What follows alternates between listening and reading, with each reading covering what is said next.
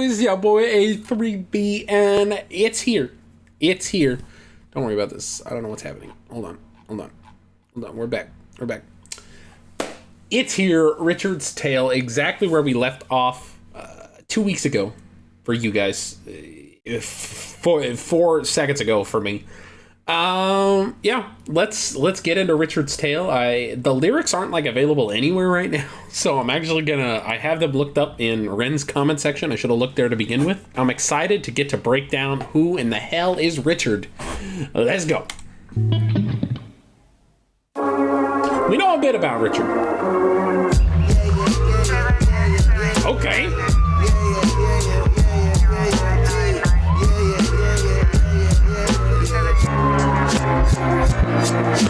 Sirens start singing as the screws murder silence. Stand on my Miranda, my right to remain violent. One man's resistance is another man's tyrant. When tyrants make the law, they go to war with non-compliance. Locked up, Vinny been locked up since his mother knocked up. Kitty grew up fast, pulled his socks up, chop chop. Keep that. Holy fuck, what is happening? When tyrants make the law, they go to war with non-compliance. Locked up, Vinny been locked up since his mother knocked up. Kitty grew up fast, pulled his socks up, chop chop. Keep that credit top top. Time is money, tick tock. Quantify the price upon your soul and then it's chop shop. Not particularly special, Vinny spent his life a vessel for the musings of the devil. Repetition caused some issues, turned a hide into a jackal, building pressure in. Turn a hide into a jackal is fucking wild. Oh my god. This might be my favorite Ren. I'll be honest with you. This feels so fucking 90s hip hop. It's amazing. This is so fucking good. Oh my god. The vibes of this is just fucking immaculate. Sorry. I didn't get that out. Like every Ren I've listened to for like the last 10 Ren songs. Really, I think every Ren song is so in the feels. Like they're so melancholy. I know it's melancholy. Let's relax. Is a reference, okay? But holy fuck, this whole song is just a vibe. This whole song, I know we're gonna break down the lyrics and be like, well, it was really fucked up. But holy fuck, I just needed to get that out. This is so good. This is so good. I'm gonna play the fuck out of this. Keep that credit top top. Time is money, tick tock. Quantify the price upon your soul and then it's chop shop. Not particularly special, Vinny spent his life a vessel for the musings of the devil. Repetition caused some issues, turned a hide into a jackal, building pressure in the kettle, bubble up to boiling level. Ooh man, he's a mad lad, falling on the warpath. Vinny split the atom like a Nagasaki bloodbath. Skies. Oh my god, you can't get away with it. All right, we gotta break some shit down. I'm loving this way too much. This is crazy. You guys are probably so mad I didn't include this in the last reaction. But I'm sorry, this deserves its own video. Oh my god, this is so good. Holy fuck, Richard's Tale. Sirens started singing as the screws murder silence. Stand on my Miranda, my right to remain violent. One man's resistance is another man's tyrant. Oh my god, spitting bars from the beginning. So sirens start singing as the screws murder silence. Sirens, of course the police sirens here, start singing as the screws murder silence. As the screws murder silence, I think is like as the psychos screws, people who have a screw loose, as the screws murder silence. It's taking us back into the ending of the last piece. I think this is kind of the piece of before Ren got put in his cell block here. This is him. He just got picked up by Richard, the officer, and he's being taken in. Obviously, we could tell that from the visual here, but holy shit, painting that picture back in. But Sirens also, a lot of you pointed out when I did Violet and Screech that I mentioned the sirens ringing, and they said I was one of the first people they had heard point out sirens as a double for mythology. Sirens were mermaids who would sing songs and lure people to their death. And I also think that's another double here. Sirens start singing as the screws murder silence, saying, you know, listening to the voices in your head that guide you down that darker path. Stand on my Miranda, my right to remain violent. A switch on your Miranda rights, the right to remain silent. I really love that. I also love stand on my Miranda, the internals there are really, really nice. Wow, this is I'm just beaming with how good this is. One man's resistance is another man's tyrant. I love this. It's how two sides are so pitted against each other, and how you look at this person is fighting against the system. When tyrants make the law, they go to war with non-compliance. I love that. Anybody who won't go with the flow of when somebody steps in and goes, I don't want this to happen, people are always going to stand against it. But that's who they go to war with, is the people who want to stand against it. Locked up, Vinny Ben locked up, since his mother knocked up, Kitty up, grew fast, pulled his socks up is so good. I feel like this is a way to flip the saying of like pull yourself up by your bootstraps, you know? Saying like you got to keep going, you got to hit that grind, you got to keep working and working and working. Vinny couldn't afford boots, motherfucker. Vinny pulled his socks up. He didn't have boots. It's so good. It's so good. Keep that credit topped up is a fucking bar. Like, yeah, I got credit cards, motherfucker. They're all maxed out. And as soon as I pay, you bet your ass they're maxed up again. This was me in college. This is every college student ever. This is so fucking clever, and it keeps getting deeper. Pulled his socks up, chop, chop. Because how I talked about, you know, you can't afford the shoes, you're pulling your socks up. But for somebody else, like, pulling your socks up could mean, you know, you're working on things that people don't even see. Who cares if your sock is pulled up? Who's going to know? Who's going to know if your sock isn't straightened? You. That's it. The only one you're doing that for is yourself. So saying you got to put in that work behind things. I love that double there as well, but how, like, he's writing this for two different crowds at the same time, and that pendulum is swinging, motherfucker, and it's making a beautiful noise. Time is money, TikTok. Quantify the price of your soul, then it's chop shop. Quantify the price of your soul. Give me a number of what I'm going to have to pay you, and then it's done. Right? I'll write it on the bottom line right now, motherfucker. Not particularly special, Vinny spent his life a vessel for the musings of the devil. Repetition caused some issues, turned our Hyde into a Jekyll. Oh my God. Okay. The flips here are so good. Vinny spent his life a vessel for the musings of the devil. Art, life, like a higher understanding. How he's saying he wasn't special, right? He was plucked from the dirt, and he worked his ass off, and worked his ass off not in the sense of like trying to better the world or himself. He had a passion, and he worked his ass off for that passion. He gave everything to that passion. This motherfucker had two passions, and it was painting and it was booze. And he made damn sure. What's so heartbreaking is the fact that the nights that he couldn't afford the booze, the painting would be the thing that would suffer, right? Because he would always get the booze. He couldn't live his life on death row. He had to get the booze. And so what would he do so he could paint? He would go and take his paintings, and he would paint them white and do a white coating over the entire painting, so he would have a fresh canvas to paint on the next day. Which is so heartbreaking, how many paintings that he didn't throw out, he didn't discard, but that he just destroyed by painting over them so he would have a fresh canvas to kind of spill out his demons. Because he served his life a vessel for the devil. I love that. Repetition caused some issues, talking about this day-to-day cycle, bringing that back again. I love it. Turned our Hyde into a Jekyll. I love this because it's such a flip on the norm. Didn't turn Jekyll into a Hyde. It's not Dr. Hyde and the Jekyll. It's Dr. Jekyll and the Hyde. Dr. Jekyll and Mr. Hyde. Dr. Jekyll and Mr. Hyde, this is essentially, to break this down if you don't know this story, in very, very, very simple words, this is the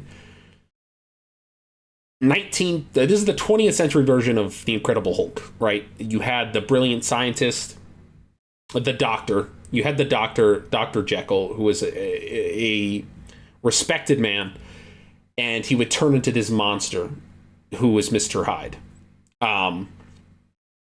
But I love how he puts the flip on it, where it's not the doctor turning into the Hyde. It's the Hyde turning into the Jekyll.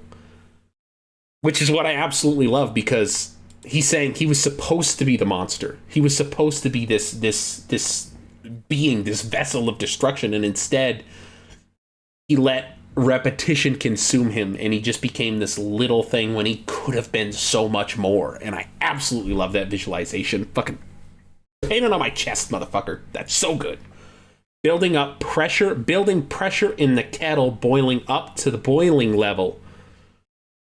And I think that's where we left off. Boiling up to boiling. It's about to boil over, motherfuckers. The top's about to pop. This is not what I was on. This is jog outlines. It's fine. We'll talk about it later. Repetition caused some issues, turned to hide into a jack life, a vessel for the musings of the devil. Repetition caused some issues, turned to hide into a jackal, building pressure in the kettle, bubble up to boiling level. Ooh man, he's a mad lad, falling on the warpath. When he split the atom like a Nagasaki bloodbath. Skies are raining black ash, copper car lights flash, red and blue kaleidoscope. Some folks don't like that. Never mind, just a victim of society, the one that serves you alcohol and sells you your sobriety. Never mind, just a victim of society, the one that serves you alcohol and sells you your sobriety, the one that sells you sex as it pedestals virginity, the one where we elect these lying pests with God ability. 1 to the 2 to the 3 to the 1, our boy spun his own web-fed tarantula.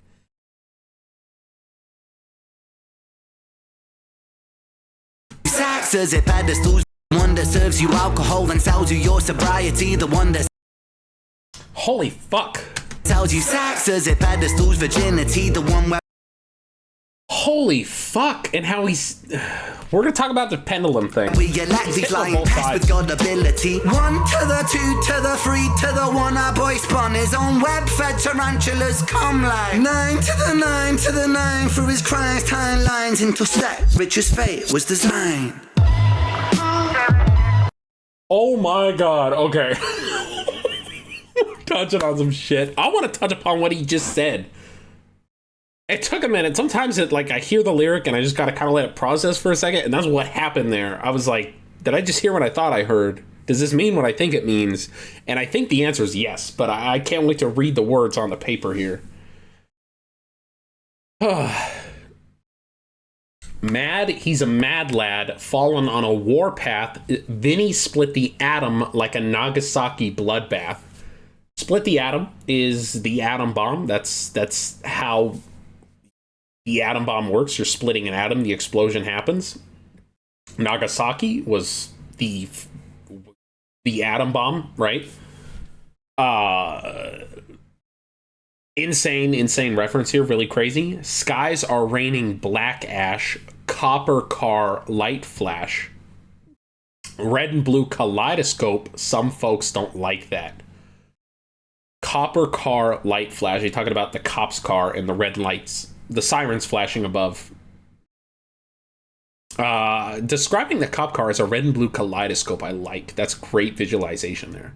I didn't understand what he meant until I read it on paper, but that's normally something I'll get like 2 or 3 times in the song, and I'm like, oh shit, and it clicks for me. I'm a little slow sometimes. Leave me alone. Never mind, just a victim of society. The one that serves you alcohol, then sells you your sobriety. Wow. And then to follow up this line, and we talk about this pendulum. The one that sells you sex as it pedestals virginity. This, I feel like, deals with the major vice of men, which is a lot of it boils down to alcoholism. Everybody knows a bad drunk in their life. In 99 times out of 100, it's a man. The one that serves you alcohol then sells you your sobriety, and that's what society does to men. They go, they beat them down, they make them work that fucking 6 a.m. to 6 p.m. And then they dangle that carrot in front of them. Just go out for drinks with your buddies, and then you're a bad person for doing that.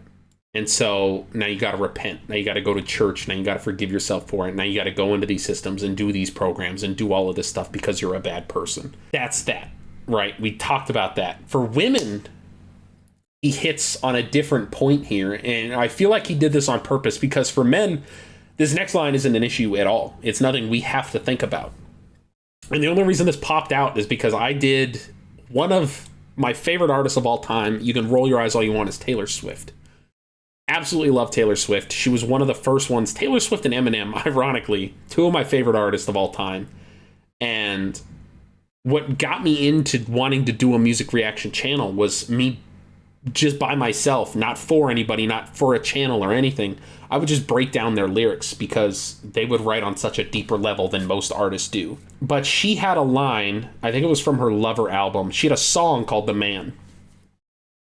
And the whole song was about how if you took her behaviors and all you did was gender swap them and you described that as a person, described everything Taylor Swift has done, but pretend she was a man, she would be hailed in society as the greatest man to ever live for all men. She would be the ultimate bros bro. Could you imagine if a man came out and said, I slept with Angelina Jolie, I slept with Katy Perry, I slept with Taylor Swift, I slept with Miranda Lambert, I don't even know if that's a person anymore. But he just listed 15 of the most popular women of all time and said, I slept with all of them, I've been in relationships with all of them, it's great.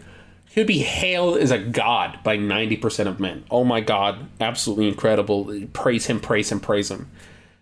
Taylor Swift dated these people. We don't know if she slept with them, and this is across her entire life, right? And I'm not talking about Miranda Lambert. I'm talking about Taylor Lautner. Whoever she dated, I don't know. But she is hailed as the ultimate slut for it, and how every time I would bring up I was a Taylor Swift fan, everybody would point and be like, all she does is write about her boyfriends. And that's not fucking true. She has a lot of amazing music outside of that. But even if all she did was write about her boyfriend, she writes really good fucking songs about her boyfriend. But if a guy did that, nobody would give a fuck. And so for the women, the one that sells you sex, and they talk about this culture and being a girl's girl and going up and Sabrina Carpenter is a perfect example. They sell you these huge pop stars and like, this is what you should be. This is what you should aspire to look like, to act like, to dress like, to do everything.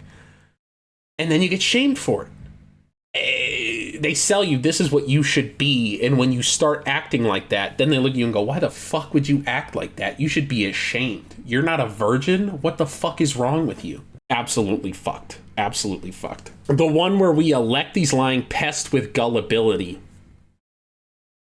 Fuck yes. Our boy spun his own web, fed tarantulas. Come like 9 to the 9 to the 9 for his crimes. 9 to the 9 to the 9. What the hell is he saying here? What am I missing? I'm pretty sure 999. In America, it's 911. I think in the UK, it's 999 for the emergency number. So that's a cool double there. 9 to the 9 to the 9 for his crimes. Talking about you phoning the police. But 9, there's more here. 1 to the 2 to the 3 to the 1. I think he's talking more. He's definitely feeding more into the whole cycle of every day begins. It's that deja vu day. But I wonder what more there is there. Our boy spun his own web. Timelines intersect. Richard's fate was designed. Talking about feeding into the whole spider web. A spider spins its own web. We reap what we sow is a great way to describe that. Let's keep going. Holy fuck, this is good.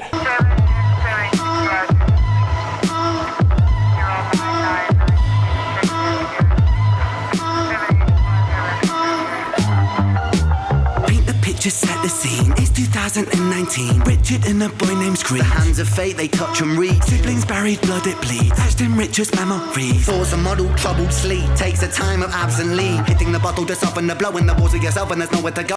I'm fucking sorry, what? I think I blacked out. Hold on. I always have this problem where like I'll have a thought and then that thought just goes. And like I just follow it and I stop listening to whatever the fuck else is happening. He takes the pulse here, right? Yeah. Screech is dead. I know there was a whole theory, I don't remember why, but there was a whole theory that Screech was maybe alive. Paint the just set the scene. It's 2019. Richard and a boy named Screech. The hands of fate, they touch and reach. Siblings buried, blood it bleeds. Etched in Richard's memories. Force a model, troubled sleep. Takes a time of absent leave. Hitting the bottle to soften the blow in the walls of yourself, and there's nowhere to go. When it's friends on the force, they don't call, they don't show. Go to therapy, raggedy, seem to plateau when it's pole. Oh my god, dude, this flow he's finding and the points he's hitting on.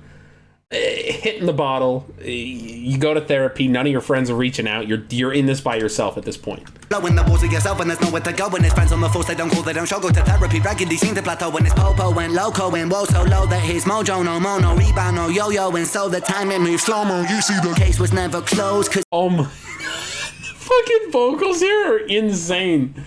The OO flow that he found here is incredible.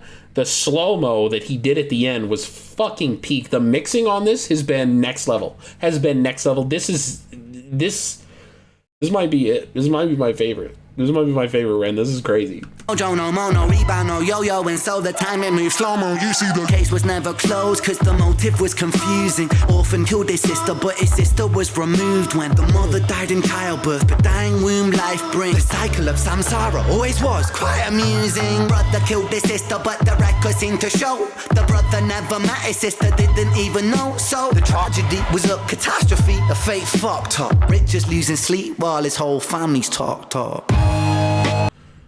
Holy fuck. Talking to his therapist. Oh my god. Alright, let's break some of that down. Going through the story of Jenny and Screech, and obviously Richard was the officer, and he talked about this at the end of Self-Portrait. Maybe it wasn't Self-Portrait, I think it was, where he went into it saying Richard had been off on absent leave for a disclosed amount of time. I don't remember what it was. Paint the picture, set the scene. It's 2019. Richard and a boy named Screech. The hands of fate, they touch and reach. I absolutely love. It feels like something forced this to come together. They touch and reach. The hands of fate, they don't just touch, they reach. Something had to push this into place. It feels like a tragedy that was written in the stars. Siblings buried, blood it bleeds. Blood, this is such a cool way. Siblings buried, blood it bleeds. Blood is in siblings. Yeah, I'm blood related to somebody, but blood it bleeds. Etched in Richard's memories. The triple he finds here of, the multi-syllable that he finds here, blood it bleeds, memories, is really fucking nice. Thoughts are muddled, troubled sleep, blood it bleeds, memories, takes a time of absent leave. He's really hitting this super fucking well. The flow here is immaculate. Hitting the bottle to soften the blow when the war's with yourself when there's nowhere to go is so fucking good. Hitting the bottle to soften the blow when the war's with yourself, then there's nowhere to go. One person, no matter what, I have to spend the rest of my life with, I can't get rid of him, I can't hide him somewhere, is myself. And this is beautifully touching upon that. When the war is with yourself, then there's nowhere to go. When you're at war with yourself, you don't get a break from the battle. Or when you're at war with your parents, you can go to your room, right? They're going to sleep at some point, you get a break. When you're at war with yourself, you have no peace. There's nowhere to go. And his friends on the force, they don't call, they don't show. Go to therapy regularly, seems to plateau.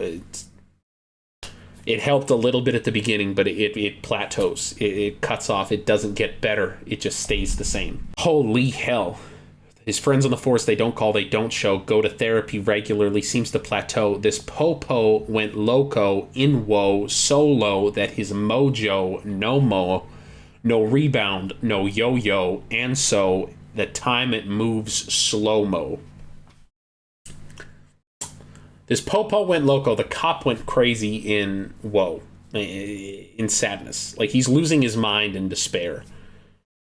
So low that his mojo no mo. He has no emotion, no feelings. Like all of that is dying in him. The war is raging, and he's losing the battle. No matter what side wins, he's losing the battle. No rebound, no yo-yo, as in... Yo-yo is such a beautiful fucking visualization, because a yo-yo, the whole premise of it, is what goes down must come up, right? You hit that rock bottom, but the yo-yo, it forces you to go all the way down and it pulls you back up. That's not happening. There's no rebound, no yo-yo. He's not coming back. And so the time it moves slow-mo. It's funny when you're not on that autopilot and your day isn't just repeating. When you have those moments, when you're in pain, physical, emotional, mental, anything, that's when it is in a crawl. That's when it is at this snail's pace, because every day is this war, is this battle, and it hurts. Every step hurts. Beautiful way to paint that. You see that Case was never closed because the motive was confusing. Orphan kills his sister, but his sister was removed when their mother died in childbirth. But dying womb life bring, the cycle of samsara, was always quite amusing. What the hell does that word mean? In the context of Indian is a Sanskrit word that means wandering as well as the world. Cyclic change, running around in circles. Context of Indian religions and philosophies is the concept of all beings experiencing an ongoing cycle of life, death, and rebirth. Essentially, equating the tale of Violet and Screech to that of a phoenix, where the phoenix rises from its own ashes. When the phoenix dies, it is birthed again. And saying the cycle of samsara, I don't know how to pronounce that, was always quite amusing, but dying womb life bring, and also how tragedy begets tragedy and pain begets pain, and how this cycle continues. Violet had this horrible life that continued on and was passed down to both Jenny and Screech. Brother killed his sister, but the records seem to show that her brother never met his sister, didn't even know. So the tragedy was a catastrophe of fate. Fucked up. Richard's losing sleep while his whole family's tucked up. I love this. And this is a lot where male loneliness gets touched upon, and how a man will feel the necessary need to hide those emotions until he's alone. And how your wife or your loved ones, your kids, everybody will look at you and, Dad, honey, are you okay? Yeah, I'm fine. But as soon as that moment happens where the family gets put to bed and his wife's upstairs asleep and the kids are in their beds asleep, that's when it all breaks down, because you don't have to perform for anybody anymore, and that sadness just crushes you. And I love that. Richard's losing sleep while his whole family's tucked up. Once they're taken care of, that's when he breaks down. Oh, let's do. I could use some therapy after this one. This is crazy.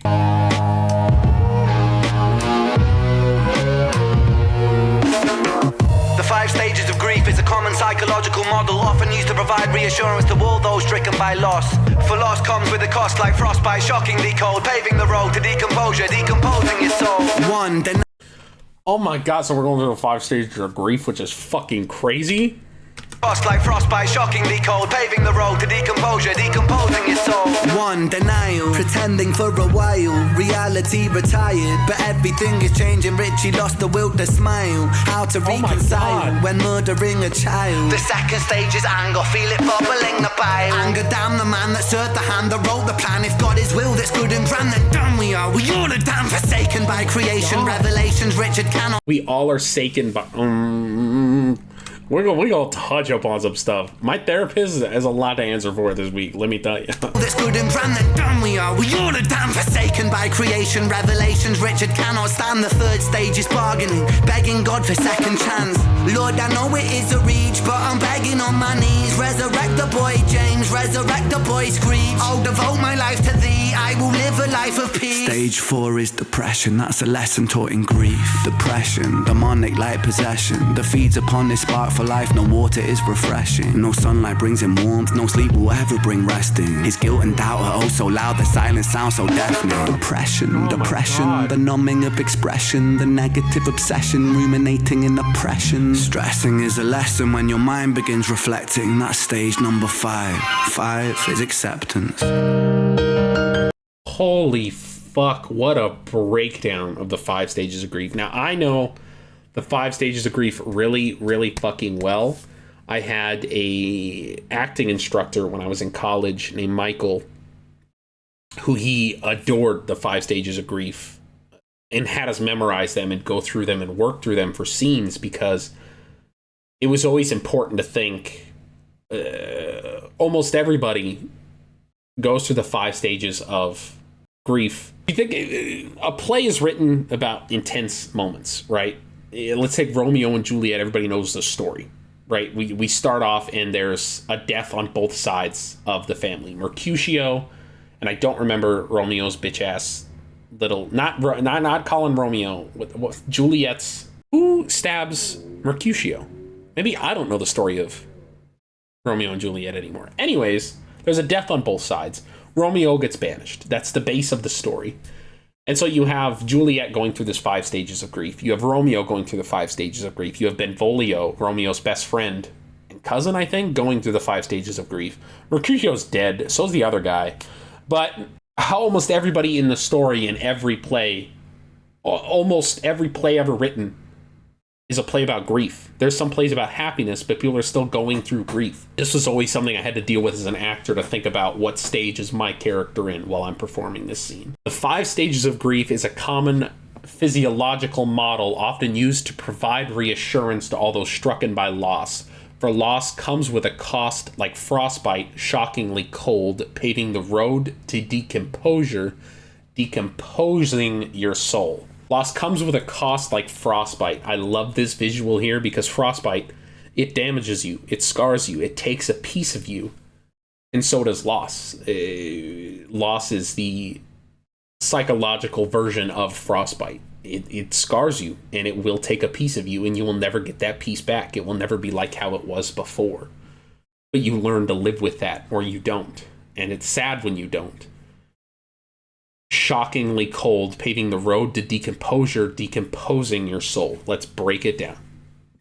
Stage 1, denial, pretending for a while, reality retired, but everything is changing. Richie lost the will to smile. I love it. Denial is always, no, that didn't just happen. No, this doesn't happen. No, the kid isn't dead. No, I didn't just do this. And denial hits hard. And a lot of times people can live in the stage of denial for a long, long, long fucking time. Sometimes people don't live in denial at all. Just because it's the 5 stages of grief, it's not always stage 1 to stage 2 to stage 3. Sometimes it's stage 1 to stage 4 to stage 2 to stage 1. And you cycle back through and you cycle back through. That's what's so powerful about the 5 stages of grief. These are just the 5. This is the natural flow of how it normally goes. That's not how it always goes. So keep that in mind. Richie lost the will to smile. How to reconcile when murdering a child. The 2nd stage is anger. Feel it bubbling the bile, like the pit of your stomach. In the center of your body, you can feel it bubbling out of you, the anger. Anger, damn the man that served the hand that wrote the plan. Like, damn the person who made me do this, who put me in this situation, who put me there. And who was it? It's God. Damn God for this. If God has will that's good and grand, then damned we are. We all are damned. Beautiful fucking writing here. Beautiful fucking writing. Saying, this is how I feel about fate. This is why I don't believe in fate, and I hate fate, and I hate conversations about fate. I was always fated to do this. This was always fate it would happen. Why the fuck am I here if fate is real? I get me and Viz, I wish he was here for this. We'd get in a 30-minute argument about fate, because we always argue. Viz is a firm believer that if it's meant to happen, it'll always happen. And I believe we carve our own fates. We carve our own destiny, and we have to be the one to make the choice to do that. Forsaken by creation, revelations Richard cannot stand. The 3rd stage is bargaining, begging God for a second chance. 3rd stage is bargaining, begging God for a second chance. I absolutely love, and I love how it ties in thematically with revelations Richard cannot stand is really good, because you take cannot stand as a point of anger. I can't stand this. I'm pissed off. I can't stand it. This is awful. But you can't stand because you're begging God. And where you beg, you're not standing when you're begging. You're on your knees, begging for forgiveness. You cannot stand. The 3rd stage is bargaining, begging God for second chance. Lord, I know it is a reach, but I'm begging on my knees. Resurrect the boy James. Resurrect the boy Screech. I'll devote my life to thee. I will live a life of peace. And that's always the bargain. You have to give something to get something. Saying, I will live my whole life out to you, God, if there's a mistake. If there was something, if the boy's alive and they just forgot to tell me and they picked him up in the ambulance, just give me something. Give me something. Tell me I didn't kill this kid. Tell me he can change his life. Tell me something can happen. Stage 4 is depression. That's a lesson taught in grief. And we got to see his depression. We got to talk about it and how he would go home, and once his kids and wife were in bed, that's where he would have to live with that. Depression, demonic like possession that feeds upon his spark for life. No water is refreshing. This is such a beautiful visualization. And in acting, another exercise we would do is it was called grounding yourself. And you would lay on the ground and they would describe your scene to you. You're at a meadow, you can feel the sun on your face, and you would sit there and just visualize and put yourself there. Because the base of acting it's grounded in action. You know, if I'm supposed to act sad, I don't act sad. I ground myself to the character. And why is this character sad? This character just shot a child. How would I feel if I just shot a child? And I live in that moment and I let it take me over. And I become Richard, and then I let that sadness drive my emotion. I don't just walk on set and go, I'm sad. That's the difference between a good actor who can just act sad, cry on command. Cool, you're a good actor. Versus a legendary actor, an amazing actor, someone like Tom Hanks, who embodies that character and drives those points home. I didn't think we were getting an acting lesson today. This video is so long. I'm so sorry. The way he describes this, though, is so grounding and really paints this picture of how desolate his life is. Feeds upon his spark for life. No water is refreshing. No sunlight brings him warmth. No sleep will ever bring resting. His guilt and doubt are oh so loud. The silence sounds so deafening. I love. Because it's like we said, it's the moments of peace. It's when the kids and wife are in bed, when there's no noise around him, that he has to live with himself. Depression, the numbing of expression, the negative obsession, ruminating in oppression. But the stressin' is the lesson when your mind begins reflecting, and that's stage number 5. Stage 5 is acceptance, which it is the 5th stage of grief, how to finally move past it and to move on, to put it all past you. Not past you like it never happened, but past you like frostbite. You'll always carry that scar. You'll always have that with you. That was a beautiful visualization to bring in and to ground you in. Stage 5 is acceptance. Souls get shaken up. The road's never quite ideal, but slow arise, dust it off. And let me tell you something, Richie, man, I'm proud. Have I Stage number 5. 5 is acceptance. No. I spoiled that, I'm sorry.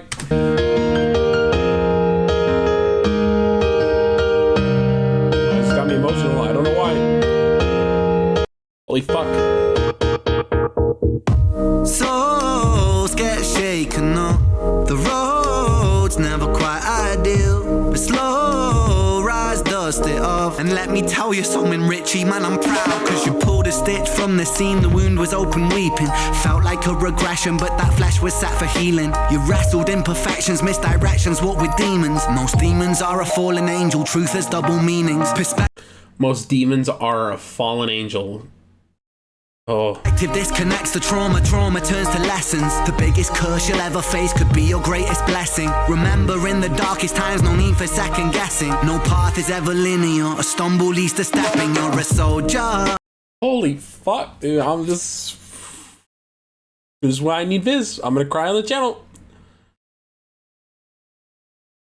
A stumble leads to stepping. This is a beautiful twist around.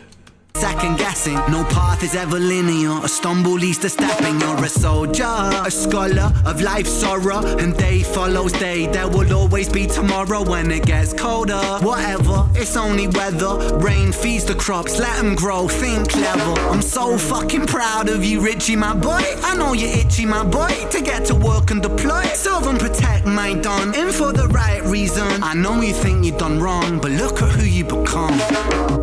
It's your first day at work, big man. Hold that head up high, my friend. Come on. We're all proud of you, Richie. I hope you get out there and smash it. I mean, what could go wrong? We're right back at it. Holy fuck, holy fuck, holy fuck. Let me break this down before I break down. We'll talk about it. We'll talk about it. That was so good. Souls get shaken up. This is the acceptance. And souls get shaken up. The road's never quite ideal, but slow rise, dust it off. Let me tell you something, Richie, man, I'm proud. Because you pulled a stitch from the seam, the wound was open weeping. It felt like regression, but the flesh was set for healing. You gotta pull the knife out in order to fix the wound. And that's the scariest part. That's the most dangerous part, but you have to do it. Pull the stitch from the seam. You took the only thing holding it together and you pulled it apart. But that was the only way to fix it from the source. But the flesh was set for healing. You wrestle imperfections, misdirection, walked with demons. Most demons are a fallen angel. Truth has double meanings. I love. Lucifer, if you don't know, biblically, was one of God's angels. He became a fallen angel who fell and became Satan, right? But originally, as the story goes, Lucifer was originally an angel. Most demons are a fallen angel. Truth has double meanings. Perceptive disconnects a trauma. Perceptive disconnects a trauma. Trauma turns to lessons.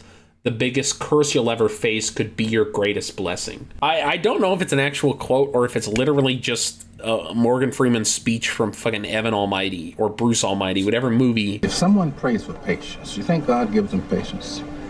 Or does he give them the opportunity to be patient? If they prayed for courage, does God give them courage, or does he give them opportunities to be courageous?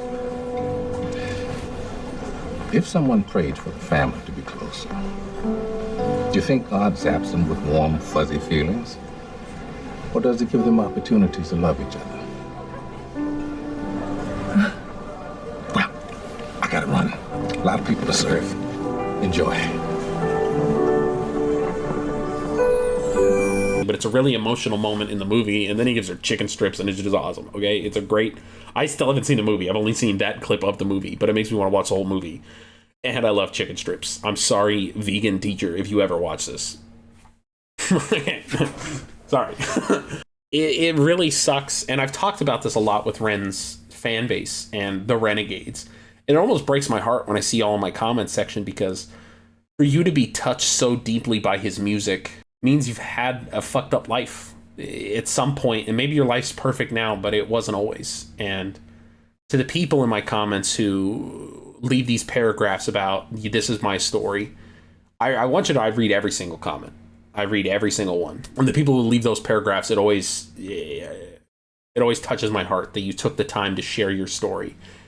And that's why I like to leave little pieces of myself in the videos, because hopefully it inspires people to leave their story and to let others know who are too scared to leave their story today that maybe tomorrow, eventually, they get taken to the point where maybe this is a safe enough space to do this. And Ren really fosters that community, fosters those feelings. And for you to feel inspired and to love Ren like the Renegades do, you really have to have that deeper understanding of life. That was a hell of a rant. Lord knows how much of this is going to stay in the video.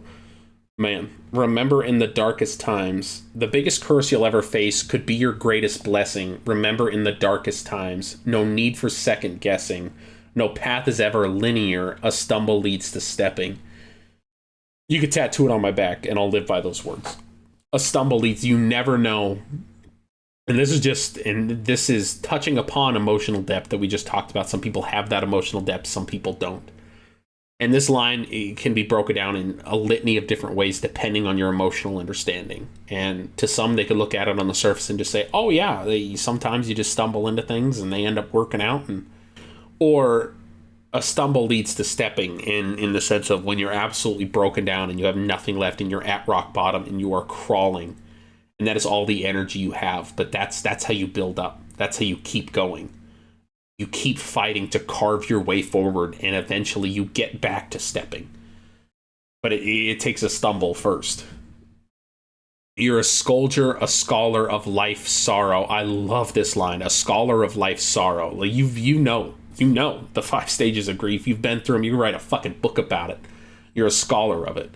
And day follows day. There will always be tomorrow. As long as you keep fighting, as long as you keep pushing forward, there will always be tomorrow. And I love how this is the positive flip of that. How he talks about every day the day bleeds on and days turn to months and months turn to years. This is the flip of that. That means if today's the shittiest day of your life, guess what? Tomorrow you get a do-over because it's the same day as today, but you get a second chance. When it gets colder, whatever, it's only weather. Bringing back that frostbite, whatever, it's only weather. Rain feeds the crops, let them grow, think clever. I love this fucking line. Rain feeds crops. Everyone wants happiness, no one wants pain, but you can't make a rainbow without a little rain. God bless you, Dolly Parton. I'm so fucking proud of you, Richie, my boy. I know you're itchy, my boy, to get to work and deploy, serve and protect my Don. It's in for the right reason. I know you feel you did wrong, but look at what you've become. Which I absolutely love. This whole song was just so fucking good. Both parts were phenomenal. This second half, Richard's Tale, is my favorite. It might not be my favorite Ren song. I'll have to listen to it a few more times to know. Violet and Screech is still so good. The storytelling is just peak immaculate. Regardless, this is my favorite performance by Ren by far. Even if it's not my favorite song yet, I don't know. But the performance was immaculate. Top to bottom, start to finish. Serve and protect, in for the right reason. I love that. Some people become cops for the wrong reason, right? But serve and protect. What could go wrong? What could go wrong?